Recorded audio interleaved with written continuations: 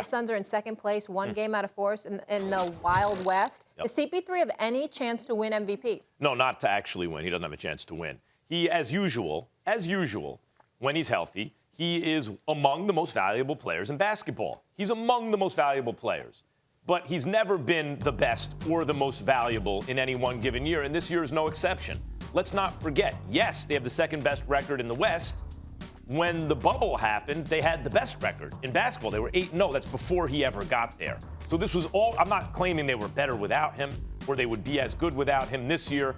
But the point is they were already a formidable team before he got there, trending in the right direction. Are we even sure that he's better than Devin Booker or more valuable than Devin Booker this season? And if so, by a lot? I mean, that's a vicious backcourt. They're both great players. And here's the thing, Stephen A. If you ask me to list my MVP candidates, Chris Paul will be somewhere in the top 5 right now. A lot of that has to do with injury to Kevin Durant, to James Harden, to LeBron James, to Anthony Davis, and a lot of that has to do with his own play. But I see no scenario where he could be the MVP over Jokic. I mean, Lillard has looked tired in the last couple weeks compared to a lot of the season because he was forced to carry so much of the load for so much of the season. But Chris Paul's not the MVP over Lillard. So I don't see a way where he can be given MVP this season. I don't see him winning the MVP, but I'm not going to sit up there and say he has no chance, and it's primarily because of the reasons that you just mentioned. Let's just go down the list, Max Kellerman. Let's understand, before we go down the list, actually, let's understand something. The Phoenix Suns right now are 43-18. They are one game back from the Utah Jazz as having the best record in basketball. Not just the number 1 seed in the West, the number 1 seed in all of basketball. And you could talk about the Phoenix Suns trending in the right direction all you want to, and I'm not going to deny that because I think Monty Williams and his staff with my man Willie Green and Randy Ayers and those boys have been doing a phenomenal job, no question about it. I'm seeing the growth of DeAndre Ayton. That shows me what Monty Williams and his staff is made of. I'm seeing Devin Booker growing and flourishing as a player. That shows me something else about Monty Williams and his staff. And, of course, Chris Paul has something to do with that. But what we have to pay attention to is that every place Chris Paul is gone, teams have gotten better. You understand? When he went to New Orleans, they got better. You understand? When he went to Houston, they got better. I mean, this dude, they in Phoenix, they get better. What he touches improves. There's no negative with Chris Paul. There's positive because he's the quintessential floor general. One of the great floor generals we've ever seen, being the 6-foot pit bull of a guard that he is. They're top 6 defensively. They're top 10 offensively. That's usually the case when Chris Paul is on your team because he plays on both ends of the floor, and his defense, I wouldn't even say it's been vastly underrated because he religiously gets recognized for it.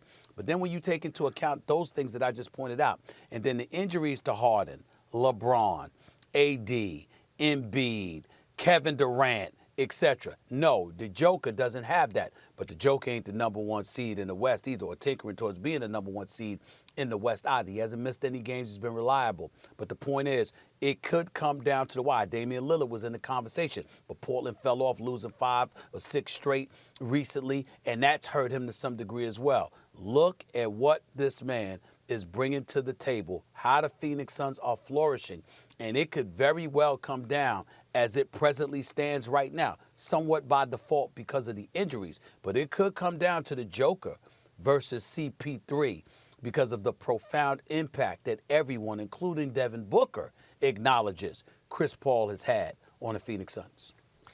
No, he can't win it over Jokic, and he won't win it over Jokic because he hasn't been as good as Jokic because Jokic is better. He's more valuable this year. That's the problem with making the CP3 argument, Stephen A. He will be on the list. I mean, CP3 I could see coming in as high as 3rd because Embiid has missed time.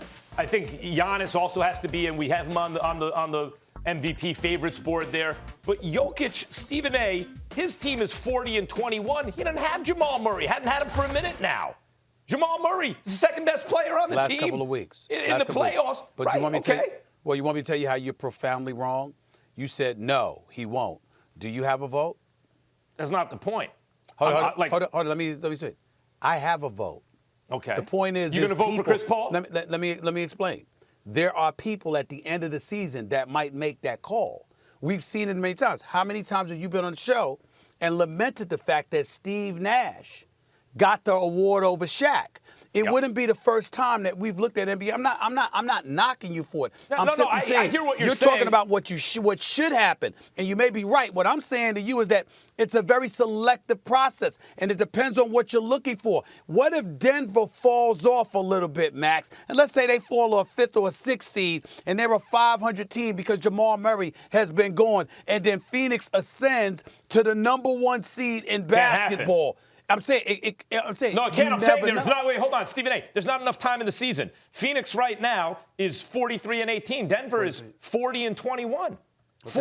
40-21. They're 3 games off the pace, and Jamal Murray's been out for a hot minute. Basketball the rest of the way. I don't mean 500 as on the season. Oh, I see what you're saying. 500 the rest of the way. Yeah, even if they're 500 the rest of the way. So what do they have? They have 11 games left. Even if they went 6-5 or 5-6, they're going to wind up 45-26, 46-25. What I'm saying, this is what I'm trying to acknowledge to you.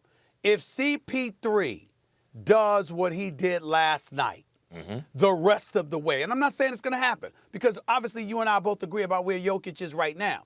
What I'm saying is if CP3 does that the rest of the last 10, 11 games or so, right? And Phoenix captures the #1 seed in all of basketball. Meanwhile, Denver tails off. Look at the history of the voting. There are people that may look at that, Max, and go like this. Well, damn. Here's the thing. We might have to give him that vote. Big time? That's what I want to know. Here's the bottom line about that. You're right. Steve Nash and Shaq is a good example because Steve Nash was a guard, and when a guard has the ball in his hands and he's showing leadership and hooking everybody up, maybe they'd give an advantage over a big. But Stephen A., here's the thing about Jokic. Jokic is a point forward, point center. That's the problem. Thanks for watching ESPN on YouTube. For live streaming sports and premium content, subscribe to ESPN+.